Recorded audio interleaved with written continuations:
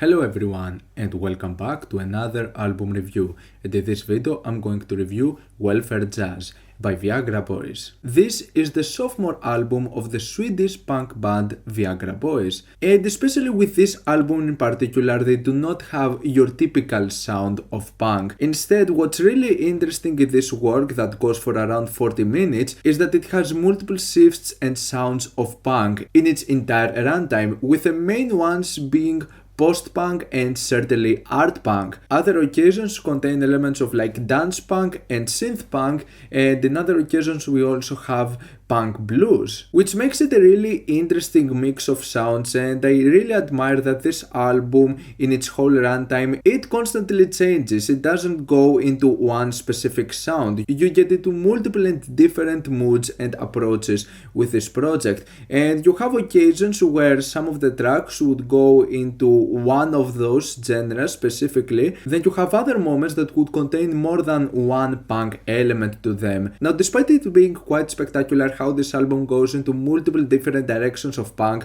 I don't necessarily feel that every single one of the directions works that much well in its favor. Now, for me, the album makes a fantastic introduction with the track Ain't It Nice. It's definitely, in my opinion, the strongest moment out of this project. It's too bad that the rest of the album wouldn't have another moment that would be as compelling as what Ain't Nice brings to the table, but this is still a really good song. I like how chaotic this is. Like, this track goes into multiple stuff, and it's also done with some really nice elements of instrumentation, especially the jazz portions.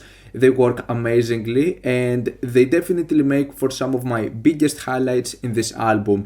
Every jazz portion in this thing sounds spectacular. It enhances the experience so much more. It gives such a great feel, but there are also some electronics being thrown in the mix on Ain't Nice, and the overall result might be kinda messy and chaotic, but it also has some really great melodic passages to it. There is also the great 30-second Coldplay, which is this saxophone solo, and it is a really intriguing piece. So those two first tracks make for a really great introduction to prepare you for what you're about to get with this project. So for me, this album definitely picks up when it has those tracks that are a bit more chaotic, a bit more messy, and they manage to be risky and take multiple approaches. In my opinion, this is where the album works. We have the spectacular 6-shooter, which is towards the middle of this album, and it gives it such a great balance to this whole thing. It's a great instrumental piece and one of the lengthier tracks of this album, and it's a nice change of pace, making it one of the most engaging tracks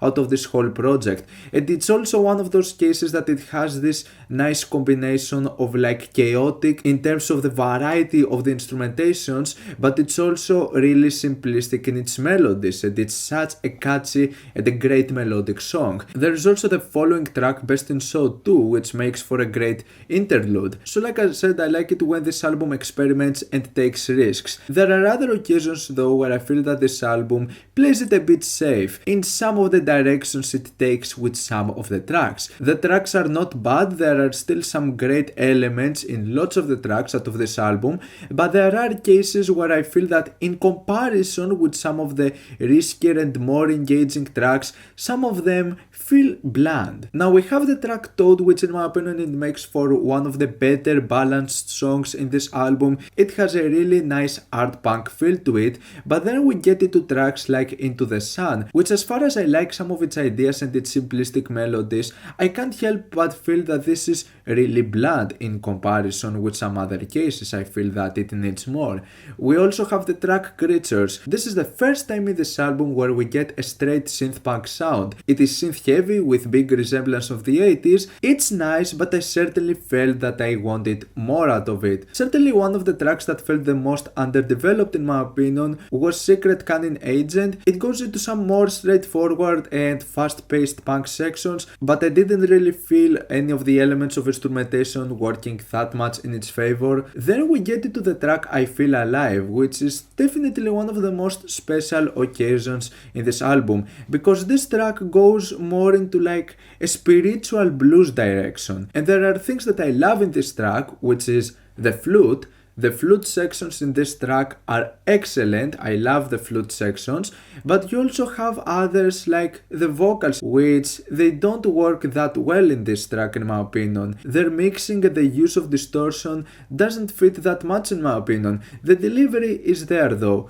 so it's a track where I'm sort of indifferent because there are certainly elements that I enjoy. Same goes with the track Girls and Boys, which was the final teaser track out of the 4 in this album. Now Girls and Boys has some really interesting melodies to it. I don't like the beat though. I feel that the beat and the way it's mixed in this song, it's really bland. With the final 2 songs we also get another change of pace, as the final 2 songs have more of a country feel to it. We have the track To the Country, which in my opinion actually works really nice as a country ballad. The instrumentation on this thing is actually gorgeous. It makes for one of the sort of better tracks in this album in my opinion.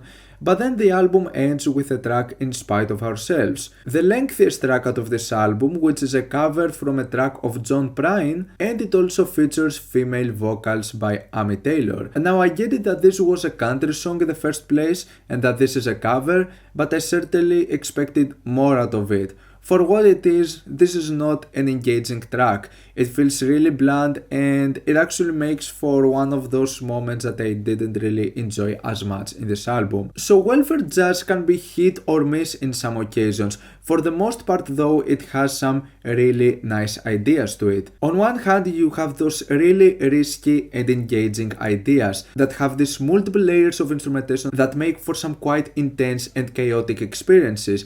And then you have other moments that feel really bland and safe in comparison. Overall though, I enjoyed this album and that it attempted and managed to get into multiple directions of punk music. I'm going to give Welfare Jazz a 7- out of 10. What's your opinion on this album? Like it, dislike it, why, and what do you want me to review next time? Let me know down in the comments. Leave a like if you enjoyed the video, subscribe for more content like this. Thank you for watching, and I'll see you all in the next video. Goodbye.